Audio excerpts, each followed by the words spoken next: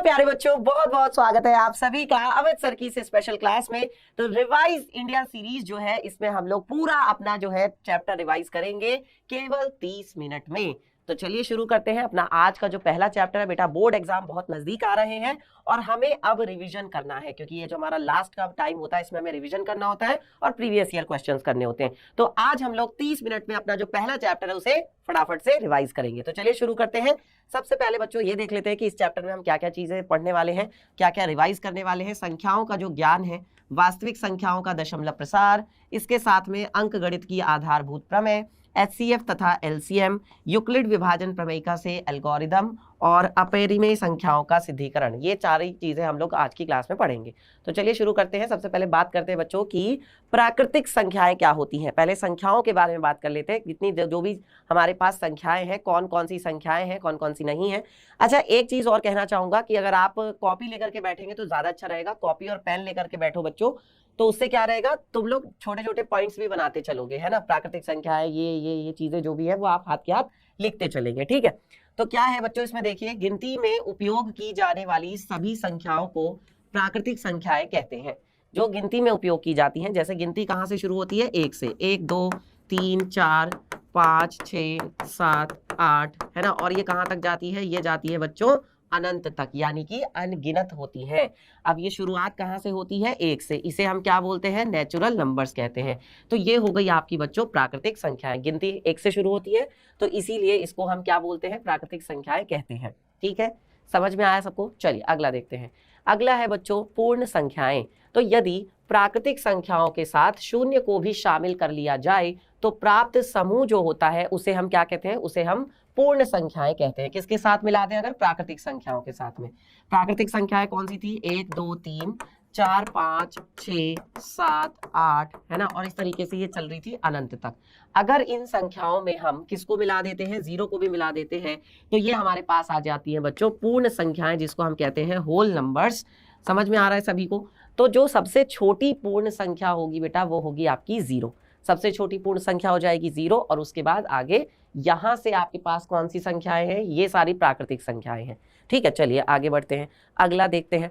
तो अगला है हमारे पास भिन्न संख्याएं।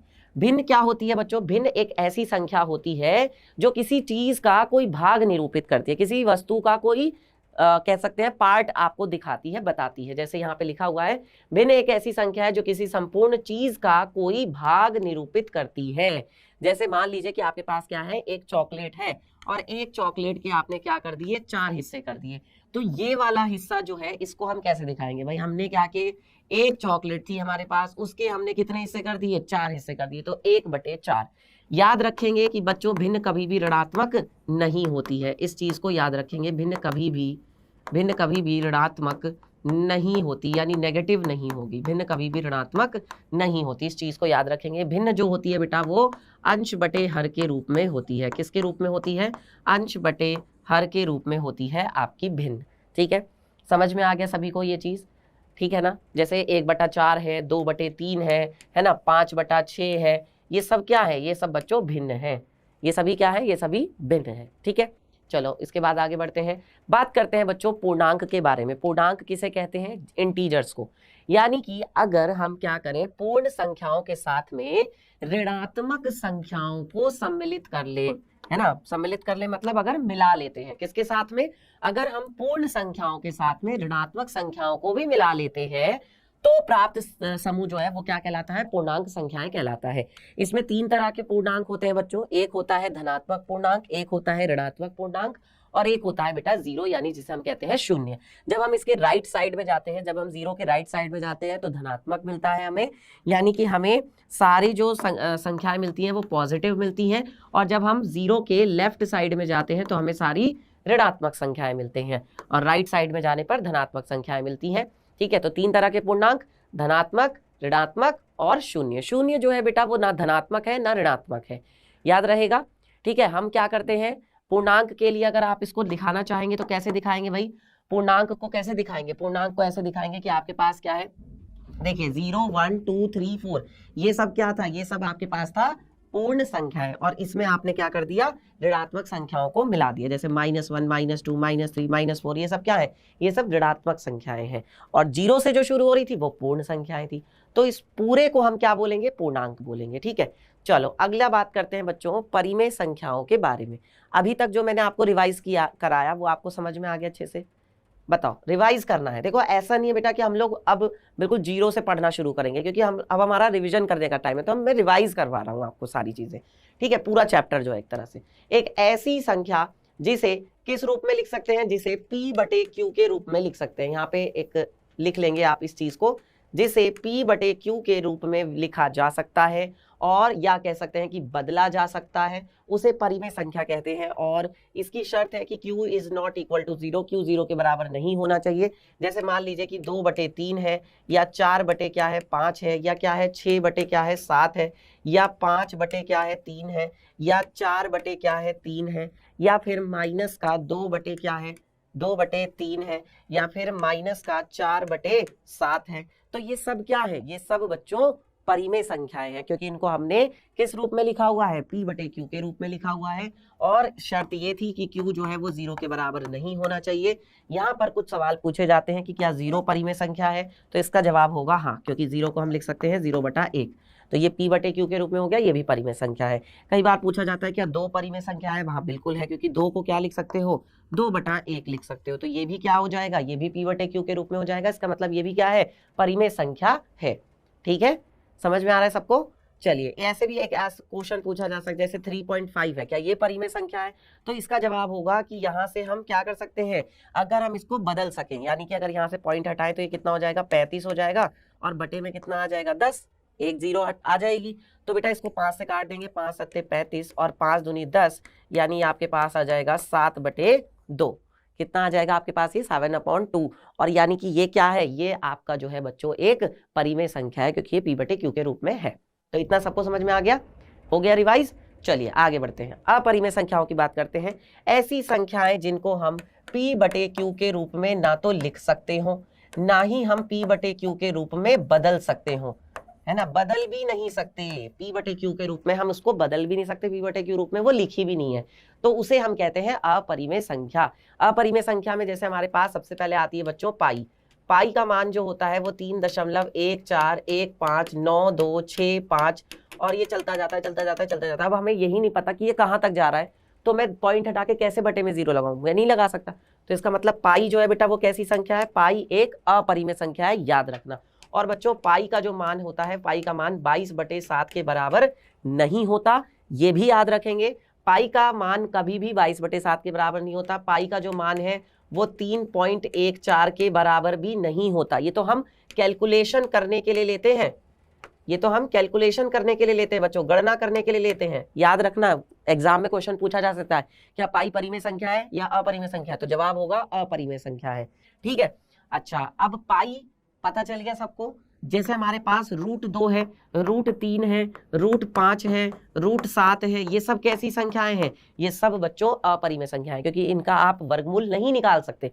भाई अगर मान लो वर्गमूल के अंदर बेटा 4 आता है, या वर्गमूल के अंदर आपके पास 25 आता है, तो इसको आप क्या लिख दोगे, 5 लिख दोगे, इसको आप 2 लिख दोगे। अगर वर्गमूल के आपके पास आता है 16/36, है ना, या मान लो 16/49 आता है, और आपसे ये पूछा जाता है, एग्जाम में ऐसा क्वेश्चन पूछा जाता है बेटा कि क्या ये एक परिमेय संख्या है या अपरिमेय संख्या है, तो इसको आप क्या करोगे, इसको आप सॉल्व करोगे। भाई देखो 16 का कितना आ जाएगा 4, 49 का क्या आएगा बेटा वर्गमूल 7, तो ये तो क्या है, ये तो P/Q रूप में है, यानी कि ये परिमेय संख्या है। तो कंफ्यूज मत हो जाना, अगर एग्जाम में ऐसा सवाल आएगा तो, आया हुआ है ऐसा सवाल। ठीक है, चलिए आगे बढ़ते हैं। तो बेटा ये एक बहुत अच्छा सा डायग्राम है, इसको बनाने में भी मेरी बहुत मेहनत लगी थी, है ना, क्योंकि इसमें सारी चीजें बताई गई हैं कि क्या वास्तविक संख्या है, क्या परिमेय संख्या है, क्या पूर्णांक है। तो प्राकृतिक संख्याएं 1 2 3 ये किसके अंदर आती हैं, ये पूर्ण संख्याओं के अंदर आती हैं। जो पूर्ण संख्याएं होती है बेटा वो किसके अंदर आती हैं, पूर्णांक के अंदर आती हैं। और जो पूर्णांक होते हैं वो किसके अंदर आते हैं, परिमेय संख्याओं के अंदर आते हैं। तो ये तो है परिमेय संख्याएं सारी की सारी, और अपरिमेय संख्या बिल्कुल अलग है। अब मान लीजिए मेरे पास एक थैला है, उसमें मैंने परिमेय संख्याओं को भी ले लिया, उसमें मैंने अपरिमेय संख्याओं को भी ले लिया, तो दोनों को मिलाने से क्या होगा बेटा, जो मेरे पास एक पूरा वो थैला तैयार होगा, जो मेरे पास वो एक पूरा डिब्बा तैयार होगा, जिसमें सारी परिमेय संख्याएं भी है, सारी अपरिमेय संख्याएं भी हैं, तो उसे हम कहेंगे बच्चों वास्तविक संख्याएं। यानी वास्तविक संख्याओं के अंदर दो तरह की संख्याएं आती हैं, एक तो होती है बेटा परिमेय संख्याएं और दूसरी होती है आपकी अपरिमेय संख्याएं। दो संख्याएं आती हैं। इसमें क्वेश्चन कई बार पूछा जाता है कि क्या सभी प्राकृतिक संख्याएं पूर्ण संख्याएं होती हैं, ऐसे सवाल पूछते हैं। बोर्ड का क्वेश्चन बता रहा हूं, क्या पूछते हैं, क्या सभी प्राकृतिक संख्याएं जो हैं, क्या सभी प्राकृतिक संख्याएं जो है क्या वो पूर्ण संख्याएं हैं, ये क्वेश्चन पूछा जाता है। क्या सभी प्राकृतिक संख्याएं पूर्ण संख्याएं हैं? तो बेटा हमने देखा कि जितनी भी प्राकृतिक संख्याएं हैं वो किसके अंदर आती हैं, पूर्ण संख्याओं के अंदर आती हैं, तो इसका जवाब हो जाएगा यस, हाँ, ठीक है। मतलब अगर आप अंदर से बाहर की तरफ चलोगे तब तो जवाब होगा हाँ, अगर आप बाहर से अंदर की तरफ चलोगे तब जवाब होगा नहीं। क्यों? क्योंकि देखो बेटा, ऐसा मैंने क्यों कहा, ऐसा मैंने इसलिए कहा, अगर आपसे ये पूछा जाता है, अगर आपसे क्या पूछा जाता है, अगर आपसे ये पूछा जाता है कि क्या सारे जो पूर्णांक हैं क्या वो पूर्ण संख्या होती है, तो इसका जवाब होगा नहीं। क्या सभी पूर्णांक जो है वो पूर्ण संख्या होते हैं, तो इसका जवाब होगा नहीं। क्यों नहीं? क्योंकि बेटा पूर्णांक में तो देखो ऋणात्मक संख्याएं भी आती है ना, अब ये पूर्ण संख्याओं के अंदर तो नहीं है, तो इसीलिए ये जवाब हो जाएगा नहीं। अगर आपसे पूछा जाता है क्या सारी पूर्ण संख्याएं जो है क्या ये प्राकृतिक संख्याएं होती है, तो इसका जवाब भी होगा नहीं। क्यों? क्योंकि बेटा पूर्ण संख्याओं में जीरो जो है ना वो प्राकृतिक संख्याओं में नहीं है। ये देखो यहाँ पर ये जो जीरो है वो प्राकृतिक संख्याओं में नहीं है, तो इसीलिए जितनी भी पूर्ण संख्याएं हैं वो सारी प्राकृतिक संख्या नहीं होती। जबकि अगर मैं यहां से यहां जाऊंगा तो जवाब आएगा यस, और जब ऊपर से मतलब अंदर बाहर से अंदर की तरफ आएंगे तो जवाब होगा नहीं, नो। ठीक है, तो समझ में आ गया सबको ये चार्ट सबको समझ में आ गया बच्चों अच्छे से? बेटा जी अगर क्लास अच्छी लग रही है, अगर आपको रिवाइज करने में बड़ा अच्छा मजा आ रहा है तो बेटा लाइक कर देना। अमित सर की मेहनत आपको दिखाई दे रही है, हमको और आपको, यानी कि आपको और मुझको, हम लोगों को आपस में मिलकर के बोर्ड परीक्षा में टॉप करना है। आपका अगर सपना बोर्ड परीक्षा में टॉप करना है तो मेरा सपना है बेटा आपको बोर्ड परीक्षा में टॉप कराने का। तो वो कैसे पूरा होगा? जब मैं मेहनत कर रहा हूं तो बेटा मेरे साथ में आप भी मेहनत करिए, ठीक है, और प्रैक्टिस करिए, रिवाइज करिए, और बस आपका जो सपना है वो पूरा होगा, जरूर पूरा होगा। एक दिन फिर हम लोग साथ में बैठकर मिठाई भी खाएंगे और मिलने भी आएंगे, ठीक है। चलिए अगला क्वेश्चन है, अगला जो हमारे पास टॉपिक है वो है सम संख्याएं। सम संख्याएं क्या होती है बेटा? दो से पूरी तरह भाग होने वाली संख्या को, अर्थात शेषफल क्या होना चाहिए? शेषफल होना चाहिए शून्य, तब उसे हम क्या कहते हैं? सम संख्या। जैसे 2 हो गई, 4 हो गई, 6 हो गई, 8 हो गई, है ना, 10 हो गई, जो 2 के पहाड़े में आती है, वो संख्याएं जो 2 के पहाड़े में आती है वही है सम संख्याएं। या आप ऐसे भी पहचान सकते हो कि जिनका इकाई का अंक जो होता है, जिनका इकाई का अंक या तो क्या हो, जिनका इकाई का अंक या तो 0 हो या 2 हो या 4 हो या फिर 6 हो या फिर क्या हो 8 हो, उसे हम क्या कहते हैं? जिनके इकाई का अंक 0, 2, 4, 6, 8 हो, वो क्या होती है बेटा? सम संख्याएं होती है, ठीक है। अगला नेक्स्ट है बेटा हमारे पास विषम संख्याएं। विषम संख्याएं कौन सी होती हैं? जैसे यहाँ पे कहा जा रहा है 2 से पूरी तरह भाग ना होने वाली संख्या को विषम संख्या कहते हैं। मतलब शेषफल शून्य नहीं होना चाहिए, जैसे कि 9 है, जैसे कि आपके पास क्या है 25 है, जैसे कि आपके पास क्या है 553 है। ये संख्याएं ऐसी हैं कि अगर हम इनको 2 से भाग देंगे तो ये नहीं होंगी भाग, क्योंकि इसका इकाई का अंक 9 है, इसका इकाई का अंक 5 है, इसका इकाई का अंक 3 है ना। इनके इकाई के अंक क्या है? 0, 2, 4, 6, 8 नहीं है, इसलिए बेटा ये सम संख्या नहीं है, क्योंकि ये 2 से पूरी तरह भाग नहीं होगी। वैसे हमारे पास विषम संख्याएं कौन सी होती हैं? जो 1 से शुरू होती है, 1, 3, 5, 7, 9, 11, 13, 15, 17 और ये आगे चलती जाती है, ठीक है। तो ये है हमारे पास विषम संख्याएं। चलिए आगे बढ़ते हैं। इसके बाद बच्चों बात करते हैं, अगला जो टॉपिक है वो है भाज्य संख्याएं। वे संख्याएं जो स्वयं या दूसरी संख्याओं से भी भाग हो जाती है, जो खुद से भी भाग होती है और दूसरों से भी भाग हो जाती है। या हम ये कह सकते हैं कि वे संख्याएं जिनके 2 से अधिक गुणनखंड होते हैं। गुणनखंड का मतलब है बेटा फैक्टर। गुणनखंड का मतलब क्या है? फैक्टर। यानी जिनके 2 से ज्यादा गुणनखंड होते हैं उन्हें हम क्या कहते हैं? भाज्य संख्याएं कहते हैं। जैसे कि आपके पास क्या है बेटा 4। 4 किस किस के पहाड़े में आता है? 4 1 के पहाड़े में आता है, 2 के पहाड़े में आता है और 4 के पहाड़े में आता है ना। अगर बच्चों बात की जाए आपके पास 16, तो 16 किसके पहाड़े में आता है? 16 जो है वो 2 के पहाड़े में आता है, 1 के पहाड़े में आता है, 4 के पहाड़े में, 8 के पहाड़े में और फिर खुद अपने 16 के पहाड़े में आता है। फिर ऐसे ही अगर बात की जाए 27 जो है, ये किसके पहाड़े में आता है? तो 27 1 के पहाड़े में आता है, 3 के पहाड़े में आता है, 6 के पहाड़े में आता है और फिर किसके पहाड़े में आता है? सॉरी 6 के पहाड़े में नहीं, 9 के पहाड़े में आता है और फिर खुद अपने पहाड़े में आता है। तो हमने देखा कि बच्चों यहाँ पर इनके कितने सारे गुणनखंड है, उन्होंने बोला ना 2 से ज्यादा गुणनखंड, 1 2 3 गुणनखंड है, 1 2 3 4 गुणनखंड है, 1 2 3 4 गुणनखंड है। तो ये जो संख्याएं हैं ना, जैसे 4 हो गई, 16 हो गई, 27 हो गई, ये संख्याएं वो है जो कि क्या है बेटा, भाज्य संख्याएं, खुद से भी भाग होती है, दूसरों के से भी भाग हो जाती है। ठीक है, चलिए अगला देखते हैं बेटा, वे संख्याएं जो केवल स्वयं से भाग होती हैं, है ना, या फिर वे संख्याएं जिनके ठीक 2 गुणनखंड होते हैं। ठीक 2 का मतलब क्या, ठीक 2 का मतलब एग्जैक्टली मतलब 2 से ज्यादा भी नहीं और 2 से कम भी नहीं, एग्जैक्टली 2। ठीक 2 का मतलब है बेटा एग्जैक्टली 2, 2 ही गुणनखंड होंगे, 2 से ज्यादा भी नहीं, 2 से कम भी नहीं, और ये संख्याएं केवल खुद से भाग होती है, बाकी किसी से नहीं होती है, थोड़ी सी अड़ियल होती है, थोड़ी सी ना कहते हैं ना ढीठ होती है, ये सुनती ही नहीं है किसी की बात। जैसे मान लीजिए आपके पास है 3, जैसे मान लीजिए आपके पास है 17, जैसे मान लीजिए आपके पास है 19, जैसे मान लीजिए आपके पास है 47, है ना। तो ये ऐसी संख्याएं हैं जो सिर्फ खुद के पहाड़े में आती है। 3 केवल अपने पहाड़े में आता है, 17 भी केवल अपने पहाड़े में आता है, 19 भी केवल अपने पहाड़े में आता है और 47 भी केवल अपने ही पहाड़े में आता है। ये बाकी किसी के पहाड़े में नहीं आती, इसीलिए कैसी संख्या है, अभाज्य संख्याएं हैं। ठीक है, तो अभाज्य संख्याएं, सबसे छोटी अभाज्य संख्या कौन सी है, सबसे छोटी अभाज्य संख्या है बच्चे 2। पूछा जाता है एग्जाम में क्वेश्चन, सबसे छोटी अभाज्य संख्या 2 है। 2 के बाद आती है 3, 3 के बाद आती है 5, 5 के बाद आती है 7, 7 के बाद आती है आपके यहाँ पर 11, फिर 13, फिर 17, फिर 19 और इसके बाद फिर आपका आता है 23, और इस तरीके से ये आगे चलता जाता है इस टाइप से। ठीक है, तो ये सारी संख्याएं क्या है बेटा, ये सारी की सारी संख्याएं अभाज्य संख्याएं हैं। सबसे छोटी कौन है इसमें, सबसे छोटी संख्या है अभाज्य 2। क्वेश्चन पूछा जाता है एग्जाम में। ठीक है, जैसे लास्ट ईयर पूछा था कि सबसे छोटी जो अभाज्य संख्या है 2 और सबसे छोटी जो भाज्य संख्या है जैसे कि 4, ये सबसे छोटी भाज्य संख्या है और ये सबसे छोटी अभाज्य संख्या है ना। इन दोनों का बेटा गुणनफल पूछा था एग्जाम में, तो इन दोनों का गुणनफल कितना हो जाएगा, 8 हो जाएगा। सबसे छोटी अभाज्य संख्या, सबसे छोटी भाज्य संख्या का गुणनफल बताइए क्या है, ये क्वेश्चन पूछा था बोर्ड में। ठीक है, चलो आगे बढ़ते हैं बेटा। अगला है ऐसी 2 संख्याएं जिनका HCF 1 आता हो सह अभाज्य संख्याएं कहलाती हैं। अगला टॉपिक है सह अभाज्य संख्याएं, को प्राइम नंबर्स।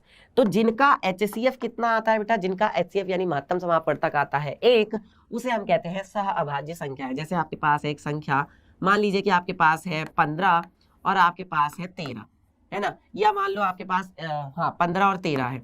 तो बच्चों 15 को आप क्या लिख सकते हो, 15 को आप लिख सकते हो 3 गुणा 5 गुणा 1, क्योंकि 3 पंजे 15, 15 एकम 15।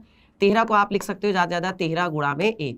तो बच्चों इन दोनों में कॉमन तो एक ही है ना, यानी इनका HCF कितना आएगा, इनका HCF आएगा 1, इनका HCF 1 आएगा, यानी ये दोनों संख्याएं कैसी है, सह अभाज्य संख्याएं हैं। सह अभाज्य संख्या होने के लिए बेटा दोनों संख्याओं का अभाज्य होना जरूरी नहीं है, पर उन दोनों का HCF 1 आना चाहिए बस। जैसे मान लो आपके पास क्या है, जैसे मान लीजिए आपके पास 4 है और आपके पास क्या है 4 और 1 ले लेते हैं, मान लो 9 ले लेते हैं। तो भाई 4 को क्या लिख सकते हो, 2 दूनी 4, है ना, और 9 को क्या लिख सकते हो, 3 तिया 9। क्या इन दोनों में कुछ कॉमन आ रहा है, बताओ कॉमन आ रहा है क्या इन दोनों में कुछ, यस कॉमन आ रहा है। कैसे, जब इसको हम गुणा 1 लिखेंगे, जब इसको गुणा 1 लिखेंगे तो इनका HCF कितना आ जाएगा, इनका HCF आ जाएगा बच्चों 1। देखो ये रहा 1 आ गया HCF, तो इसका मतलब ये दोनों संख्याएं भी कैसी है, सह अभाज्य संख्याएं हैं। समझ में आ गया सभी को, यहाँ तक क्लियर है इतना बेटा, जल्दी बताओ क्या इतना सभी को क्लियर है। चलिए तो आगे बढ़ते हैं। अगला है बेटा हमारे पास संख्या रेखा। संख्या रेखा के बारे में वैसे मैं बता ही चुका हूँ, ये हमारी क्या है बच्चों, संख्या रेखा। इस पे लेफ्ट साइड में चलते हैं माइनस का इन्फिनिटी, इधर प्लस इन्फिनिटी, बीच में आता है 0, इसकी दाईं तरफ चलते हैं 1 2 3 4, है ना, और लेफ्ट में चलते हैं माइनस का 1, माइनस का 2, माइनस का 3, माइनस के 4, है ना। इस तरीके से क्या आती है, सारी ये आपकी संख्याएं आ जाती है, इसे हम कहते हैं संख्या रेखा। ठीक है, उसके बाद आता है बेटा वास्तविक संख्याओं के दशमलव प्रसार। इस पर एग्जाम में क्वेश्चन पूछा जाता है। तो वास्तविक संख्याओं में 2 तरह की संख्या है, एक तो बेटा परिमेय संख्या है, ठीक है, एक तो परिमेय संख्या है और एक आपके पास क्या है, अपरिमेय संख्या है। परिमेय और अपरिमेय ये 2 तरह की संख्याएं हैं। तो परिमेय संख्याओं का दशमलव प्रसार जो होता है बेटा, वो एक तो होता है शांत और दूसरा होता है बेटा अशांत आवर्ती वाला, अशांत आवर्ती वाला होता है।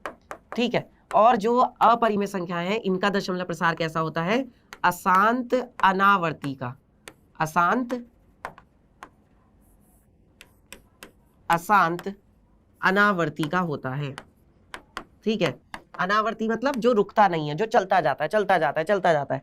और आवर्ती अनावर्ती का मतलब होता है जिसमें रिपीटेशन नहीं होता है, और आवर्ती का मतलब होता है जिसमें रिपीटेशन होता है, जिसमें नंबर जो है वो रिपीट करने लगते हैं। ठीक है, जैसे मान लीजिए इसका तो एग्जाम्पल हो जाएगा, जैसे मान लो 4.5, इसका एग्जाम्पल हो जाएगा जैसे 2.333 और ये चलता ही जा रहा है, ये रुक ही नहीं रहा। अशांत मतलब रुक नहीं रहा, आवर्ती मतलब अंक बार बार आ रहा है, रिपीट कर रहे हैं। अशांत अनावर्ती जैसे पाई का मान होता है 3.1415 9 2 6 5, इस तरीके से ये चलता जाता है।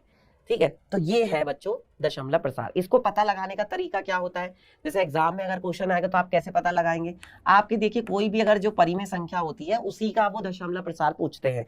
ठीक है, परिमेय संख्या का ज्यादातर पूछा जाता है कि किसका दशमलव प्रसार शांत है या अशांत है। ठीक है, तो जैसे P/Q के रूप में है आपकी संख्या, तो आपको Q का क्या करना होता है, अभाज्य गुणनखंड। Q का क्या करेंगे, अभाज्य गुणनखंड करेंगे। और अभाज्य गुणनखंड करने पर अगर Q का जो अभाज्य गुणनखंड है अगर वो 2 की घात m गुणा 5 की घात n के रूप का आता है, अगर इस रूप का आता है मतलब उसमें 2 और 5 के अलावा और कोई अंक नहीं है, तब तो दशमलव प्रसार कैसा होगा, शांत होगा, पक्की बात है। और अगर 2 और 5 के अलावा कोई दूसरा जो है अभाज्य संख्या भी उसमें आ रही है, जैसे 3 आ गया, 7 आ गया, 11 आ गया, तो फिर क्या होगा बेटा, तो फिर वो आपकी संख्या शांत दशमलव प्रसार वाली नहीं होगी। ठीक है, वो अशांत हो जाएगी। वो कैसी होगी, अशांत आवर्ती वाली हो जाएगी। पक्का क्लियर हो गया ये चीज क्लियर है। ठीक है, आगे बढ़ते हैं। जैसे मान लीजिए कि ये क्वेश्चन है, इस क्वेश्चन को देखो जरा, कह रहे हैं संख्या 343/2 की घात 3 5 की घात 3 7 की घात 3 का दशमलव प्रसार कैसा है। इस तरह का सवाल बोर्ड में पूछा जाता है बच्चों। तो देखो यहाँ पर हमने देखा कि भाई ऊपर क्या है 343, नीचे क्या है 7 की घात 3। अब 343 कुछ और नहीं 7 की घात 3 ही होता है। तो बच्चे ना इसको जल्दीबाजी में क्या करते हैं, वो 2 5 और 7 देखते हैं और अशांत आवर्ती उत्तर लगा के चले आते हैं, जबकि ये गलत हो जाता है। बेटा 7 की घात 3 से 343 तो कट जाएगा ना, तो बचेगा क्या, आपके पास बच जाएगा 1/2 की घात 3 गुणा 5 की घात 3, केवल यही तो बचा। और क्या है, ये तो 2 की घात m गुणा 5 की घात n के रूप का है ना, तो इसका मतलब इसका दशमलव प्रसार कैसा होगा, शांति तो होगा। इस तरीके से आपको करना है। तो आपको Q का अभाज्य गुणनखंड करना है। नेक्स्ट क्या है, अभाज्य गुणनखंड विधि से HCF ज्ञात करना। जैसे एग्जाम में क्वेश्चन पूछा गया था 156 के अभाज्य गुणनखंड में 2 की घात बताइए क्या है। 2 की घात बतानी है, 2 की घात कितनी आती है 156 के अभाज्य गुणनखंड में। तो अभाज्य संख्याएं हमारे पास क्या क्या होती हैं, अभाज्य संख्या हमारे पास 2 होती है, 3 होती है, 5 होती है, 7 होती है, 11 होता है, 13 होता है, 17 होता है। ठीक है, 17 है, 19 है, और इस तरीके से आगे चलता जाता है। तो सबसे पहले सबसे छोटी अभाज्य संख्या से काटते हैं। सबसे छोटी अभाज्य संख्या यहाँ पर क्या है, 2 से काटेंगे तो 2 7 14 बचा 1, 2 8 16, फिर 2 से काटा तो कितना आया, 2 तिया 6 2 निम 18, है ना, 2 तिया 6 2 निम 18। ठीक है, अब ये 2 से नहीं कटेगा, अब ये 3 से कटेगा तो 3 एकम 3 3 तिया 9, अब ये 13 से कटेगा, 13 एकम 13, यानी 2 की पावर कितना आया, 2 की पावर तो कितना आया बेटा, 2 की पावर तो आपके पास आ गया यहाँ पर कितना, 2 की पावर तो आ गया 2, 2 की पावर कितना आया भाई, 2 की पावर आई है 2। तो इस तरह का एग्जाम में क्वेश्चन पूछा जाता है। ये है बच्चों अभाज्य गुणनखंडन, है ना। और इससे HCF निकालना क्या है, जैसे मान लो आपसे कहा जाता है कि 12 और 15 का HCF बताओ, तो भाई 12 को क्या लिख सकते हो, 2 दूनी 4 तिया 12, और 15 को लिख सकते हो 3 पंजे 15। ये मैंने इसके क्या कर लिए, अभाज्य गुणनखंड कर लिए, मैंने इसके अभाज्य गुणनखंड कर लिए। अब HCF का मतलब होता है दोनों में कॉमन। तो आपने HCF कैसे निकाला, देखो ये 3 जो है वो दोनों में कॉमन है, तो यही 3 जो है आपका क्या आ जाएगा, HCF आ जाएगा। ठीक है, अगला देखते हैं, अंकगणित की आधारभूत प्रमेय क्या कहती है, प्रत्येक भाज्य संख्या को अभाज्य संख्याओं के एक गुणनफल के रूप में व्यक्त गुणनखंडित किया जा सकता है, और ये गुणनखंडन अभाज्य गुणनखंडों के आने वाले क्रम के बिना अद्वितीय होता है, मतलब ये यूनिक होता है। जैसे 6 है, कोई भी भाज्य संख्या है, उस भाज्य संख्या को हम अभाज्य संख्याओं की गुणा में लिख सकते हैं।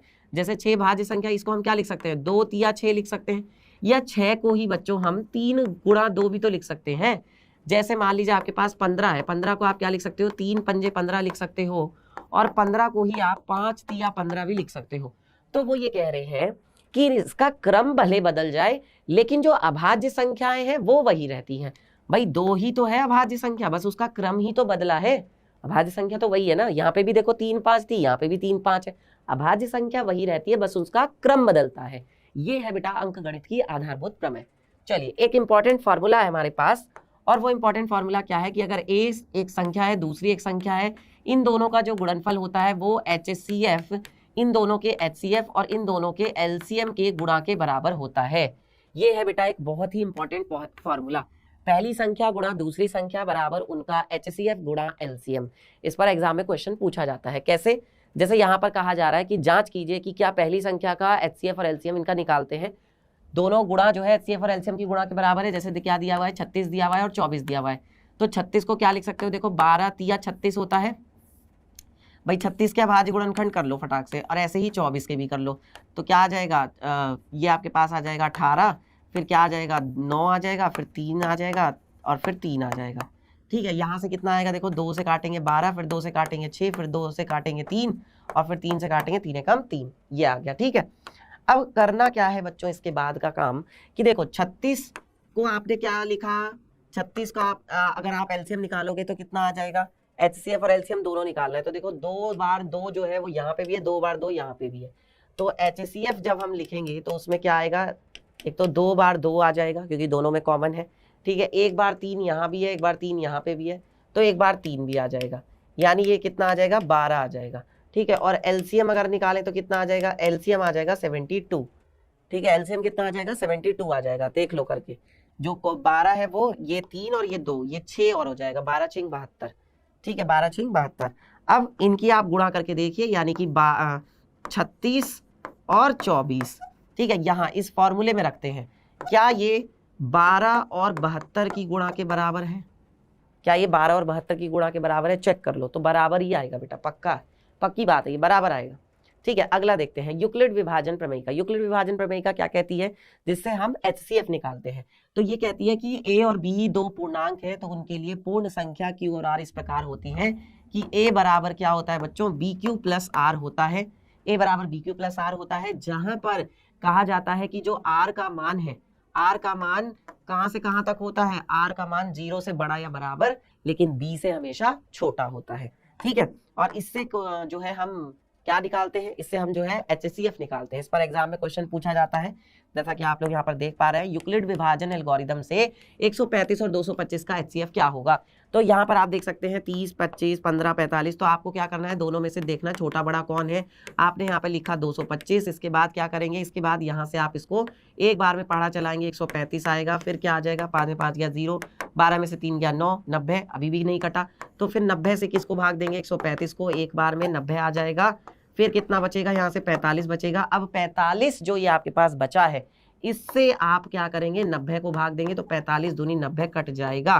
ठीक है, तो सबसे लास्ट में किससे आपने भाग दिया, सबसे लास्ट में आपने 45 से भाग दिया, तो यही आपका क्या हो जाएगा, HCF हो जाएगा, यानी ये हो जाएगा आपका ऑप्शन नंबर डी। ठीक है, समझ में आ गया सभी को। चलिए, अब अगला जो लास्ट आज का टॉपिक है बेटा, वो है एक क्वेश्चन का फिक्स आना, जो आप यहाँ पर देख पा रहे हैं।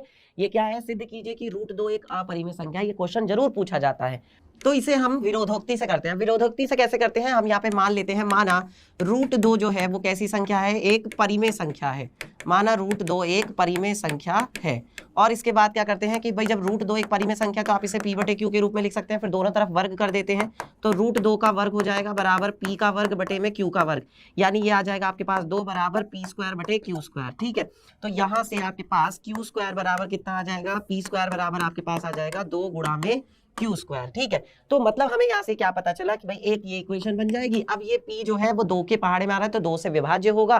फिर ऐसे ही हम क्या करेंगे, P बराबर क्या मान लेंगे, P बराबर हम 2 के पहाड़े में मान लेते हैं, R बार में आता है तो हम ये मान लेते हैं, और फिर इसके बाद क्या करेंगे, फिर से वर्ग करेंगे, तो ये आ जाएगा 2 4R², ये भी P² का मान है, ये भी P² का मान है, दोनों को बराबर रख देंगे, यानी 4R² बराबर 2Q², यानी कि Q² बराबर कितना आ जाएगा, 2 गुणा में R²। मतलब Q जो है वो भी 2 से विभाज्य है, तो P और Q दोनों ही 2 से विभाज्य हैं। इसका मतलब ये तो हमारी कल्पना के बिल्कुल विपरीत है, अतः जो √2 है वो एक अपरिमेय संख्या है। बस इस तरीके से इसको हम सिद्ध कर लेते हैं। तो बेटा इसको रिवाइज कर लेना, बस इसमें थोड़ा सा ही छोटी सी 2-4 बातें हैं, ज्यादा कुछ नहीं है। तो ये था बेटा आपका पूरा फर्स्ट चैप्टर जो कंप्लीट हो गया। तो रिवाइज करते चलिए रिवाइज इंडिया सीरीज के साथ हमारे साथ, और बेटा जी अपने बोर्ड परीक्षा में टॉप करिए। हमारे साथ बिल्कुल जैसे हमने तैयारी की है, आगे भी पीछे भी वैसे ही हम बहुत अच्छे से आगे भी तैयारी करेंगे, ठीक है, और बोर्ड परीक्षा में टॉप करके दिखाएंगे बच्चों। अमित सर आपके साथ है, आपको किसी भी चीज से डरने की जरूरत नहीं है, आपके बहुत अच्छे नंबर आने वाले हैं वास्तव में। बस आप प्रैक्टिस करते चलिए, रिवाइज करते चलिए, क्योंकि रिवाइज करेगा इंडिया, पढ़ेगा इंडिया, तभी तो आगे बढ़ेगा इंडिया।